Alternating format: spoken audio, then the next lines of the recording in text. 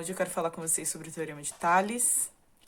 Então, quando a gente fala em Teorema de Tales, eu vou começar um pouquinho com a história para vocês entenderem um porquê das atividades que eu vou dar para vocês. Tales de Mileto, como um dos grandes pensadores aí da antiguidade, era filósofo, cientista, astrônomo, matemático. E o nome dele ficou gravado na história basicamente por conta do seu teorema. Peraí. E o que a gente conhece hoje em matemática como Teorema de Tales, ele é baseado em alguns princípios que vocês têm que ter na cabeça. Então, o primeiro princípio que vocês têm que ter na cabeça é de uma reta. O que é uma reta, matematicamente falando? É uma linha com direções infinitas.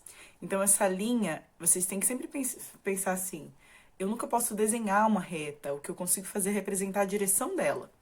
Então, eu tenho que fechar o olho, imaginar que ela vai infinita para um lado e ela vai infinita para o outro. E quando eu falo na reta, por que eu preciso lembrar dela dentro do Teorema de Tales? Tales, ele trabalha com a ideia de feixe de retas paralelas. Então, o que é uma reta paralela a outra? É quando eu tenho equidistância, a mesma distância do começo ao fim. Então, se eu pego, por exemplo, as linhas do caderno, elas são equidistantes. Por que elas são equidistantes? Porque do começo ao fim ela tem a mesma linha. Já aconteceu de você pegar uma régua, traçar uma, e aí a hora que você traçar a outra de cima ficar meio torto. E aí, se você continuar aquele traço, você vai perceber que em algum momento ele se cruza. Por quê? Porque elas não estão equidistantes. Então, quando a gente fala no Teorema de Tales, vocês têm que lembrar desse conceito de feixe de retas paralelas.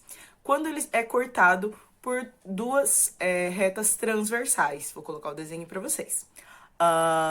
Quando a gente fala nessas retas transversais, aí a gente entra na regrinha de quê? De razão e proporção. Vou voltar um pouquinho para a história de Tales.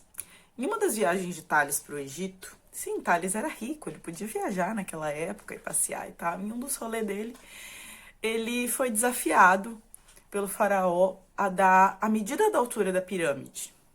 Por quê? Quando nós pensamos em cálculos de alturas muito grandes, é complicado às vezes de você ir lá e com instrumentos físicos palpáveis tirar essa medida. Então, se eu pedisse ou perguntasse para vocês assim, como calcular a altura da árvore da frente da escola? Como que faz para você calcular essa altura? Alguns de vocês vão falar assim, alguém sobe lá em cima, solta uma fita ou algo do tipo. E aí, Tales desenvolveu esse teorema e a partir desse teorema a gente consegue fazer esse cálculo de medidas indiretas. Então, usando essa regra de razão e proporção, a gente consegue calcular alturas e dimensões muito grandes através da sombra. Por quê? Porque quando a gente fala em sombra, a gente tem que pensar que a incidência de luz sobre essa sombra, ela vem do Sol. E os raios solares incidem na Terra de forma paralela. Vou colocar umas imagens para vocês. É bem fácil da gente ver assim quando se fala em uma sombra, quando o sol bate entre as árvores ou quando a gente vê ele por entre as nuvens, a gente consegue ver os raios solares assim retinhos passando de forma paralela. Então, pensando nesse conceito, Tales percebeu que se ele colocasse uma estaca no chão, ela ia projetar sombra na mesma proporção que a pirâmide também projetaria sombra. E aí, usando essa regrinha, a hora que a sombra da estaca era exatamente igual ao tamanho da estaca, ele sabia que a sombra da pirâmide mais a metade da base da pirâmide, já que o topo da pirâmide fica lá no centrinho, no eixo verticalzinho ali do centro da pirâmide, seriam proporcionais. E aí a gente tem essa regrinha, que A é proporcional a B, assim como C é proporcional a D. E aí, voltando para aquela regrinha de razão e proporção que a gente aprende lá no sexto ano, a gente faz o quê? O numerador da primeira fração se multiplica com o denominador da segunda e o denominador da primeira multiplica com o numerador da segunda. A gente faz uma medida de multiplicação cruzada. Então, a gente fica A vezes D igual a C vezes B. colocar esse exemplozinho que vocês têm aí. Então, a gente tem a seguinte questão. X é proporcional a 9, assim como 14 é proporcional a 12. Por quê? Porque esse espacinho entre x, ele tá na mesma linha paralela que o espaço do 9. E o 14 tá entre as linhas paralelas B e C, do mesmo jeito que o 12. Então, a gente vai multiplicar cruzado. Eu tenho que x multiplica 12 igual a 14 que multiplica 9. Então, eu tenho 12 vezes o x, a gente já sabe que é 12x, igual a 14 vezes 9 dá 126. E aí, o que que eu tenho? 12x igual a 126, o 12 tá multiplicando o x, ele passa para o outro lado, dividindo. Então, 126 dividido por 12, o nosso x vale 10,5. Esse probleminha, ele parece um pouco mais complicado, mas a gente segue o mesmo princípio. Então, a gente tem que o 8, ele é proporcional ao 12, e a gente tem que 2x menos 6 é proporcional a x mais 1. E aí, a gente vai multiplicar cruzado.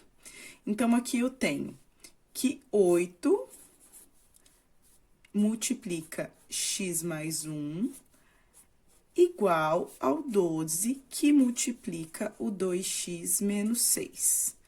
E agora, professor, o que que a gente faz? A gente vai para o seguinte princípio. 8 vezes x, 8x. E 8 vezes 1, mais 8. 12 vezes 2x, 12 vezes 2, 24.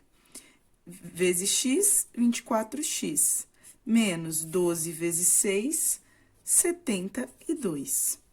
Agora, a gente faz o quê? Letra para um lado, número para o outro. O que que eu tenho? Eu vou colocar, então, o 8x e o 24 para cá e o 72 e o 8 para lá. Então, eu tenho 8x menos 24x, quando vem para cá, troca de sinal, igual a menos 72 menos 8. E aí, eu tenho 8x menos 24x menos 16x, igual menos 72 menos 8, menos 80. Então, meu x é igual a menos 80 dividido por menos 16. Menos com menos eu sei que vai ser mais. Então, meu x é igual a 80 dividido por 16, 5. Mais um exemplo para vocês. Aí, agora, eu tenho um conjunto de 4 linhas paralelas, A, B, C, D. E qual é a diferença dessa? Essa eu vou apresentar duas incógnitas, então eu quero o valor tanto de x como de y. E aí, o que que eu faço aqui? Eu sempre vou fazer primeiro o que é possível.